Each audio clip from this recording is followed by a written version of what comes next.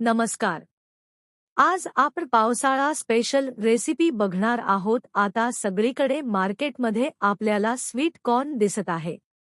आज त्यात स्वीट कॉर्नच्या पण स्वीट कॉर्न क्रिस्पी पकोडा बनवणार आहोत. खूप छान लागतं आणि अगदी कमी इन्ग्रेडिएंट्स मध्ये छान बनतात. चला तर मग आपण रेसिपी पाहायला सुरुवात करूया. मी हे 2 स्वीट कॉर्न घेतले आहे. त्याचे दाणे काढून घेतले. त्यात मी मिक्सरच्या भांड्यात टाकून त्यामध्ये 5 ते 6 लसणाची कळ्या घालणार आहे. 2 ते 3 इंच अद्रकचे तुकडे घालणार आहे. त्यात 2 हिरव्या मिरच्या घातले.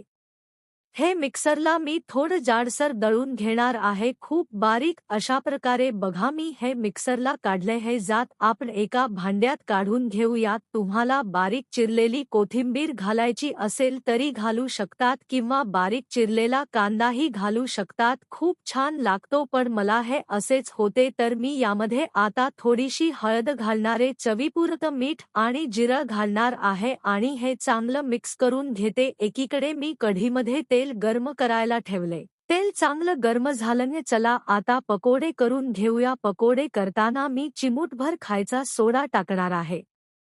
हे छान आता मिक्स करून घेते आणि आपण गरम तेलामध्ये पकोडे करून घेऊ.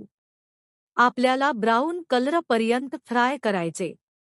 आपल्याला मीडियम गॅसवरच करायचे जेणेकरून आतूनही छान फ्राय होतात आणि बाहेरून क्रिस्पी होतात. बघू शकतात, म्हणजे लहान मुलीला इतक्या आवडली की मी जेवण म्हणूनच फक्त पकोडेच खाल्ली. कशी वाटली तुम्हाला? अगदी सोपी रेसिपी. स्वीट कॉर्न पकोडाची आवडली असेल तर नक्की लाईक करा, शेअर करा, सबस्क्राईब करायला विसरू नका. आणि हो, पुढची रेसिपी तुम्हाला कुठली बघायला आवडेल हे कमेंट करायला विसरू नका. व्हिडिओ पाहिल्याबद्दल धन्यवाद.